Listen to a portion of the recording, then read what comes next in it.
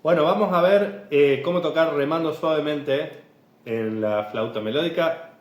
Esta que tiene las teclas. Vamos a posicionar el dedo meñique, el dedo 4 sería en el sol y de ahí para atrás. Y el do lo vamos a tocar con el dedo pulgar.